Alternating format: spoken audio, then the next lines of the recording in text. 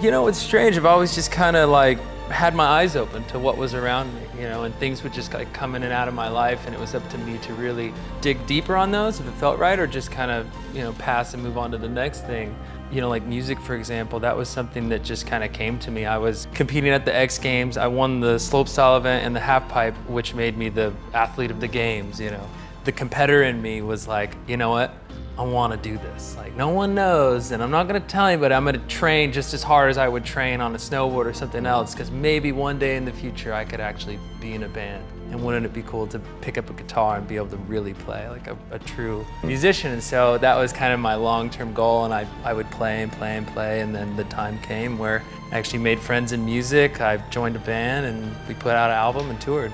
It's a mixture of things. I'm pretty upset, obviously. I don't like to lose in any scenario. It's funny because I can't turn the competitiveness off. Like if you and I, you know, I just won a snowboard contest and then we played chess and I lost, I would be extremely upset about it. You know, I can't like, you know, there's no difference. I get just as tied up in whatever I'm doing at the time. So that did something amazing to me though, because I learned the trick, that's the double McTwist 1260, like probably 2 days later. So that's what it does. I mean, I really feel like that's like a true, you know, competitor in the way, and that's, I think, one of my favorite parts about myself is that, I don't know, I always feel like I can't lose because I show up, and if I win, that's great, and I'm motivated to try to win again, and if I lose, it's almost even better because I get driven, and I know where I need to be now.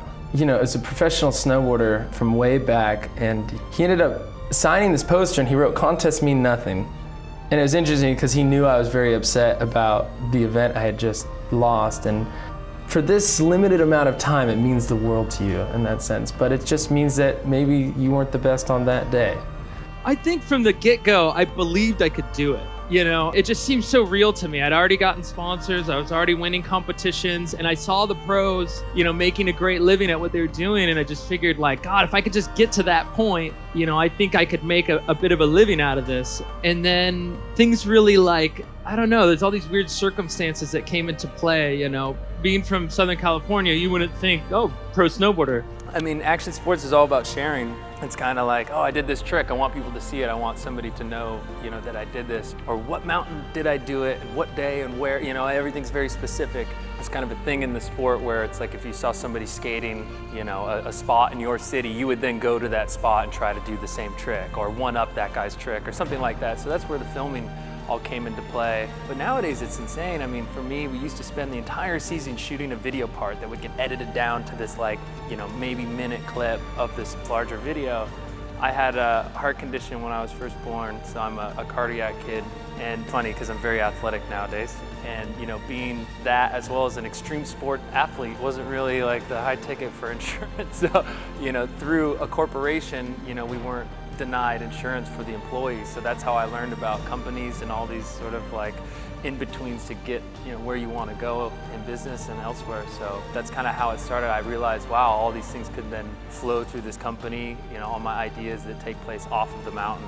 And as you start to develop your own products and you test them and you send them out there into the world, and there's some kid sitting there looking at this entire rack of clothing or goggles or whatever it is, and he picks your goggles. I mean, there's something special about that connection to the fan or to the, you know, consumer.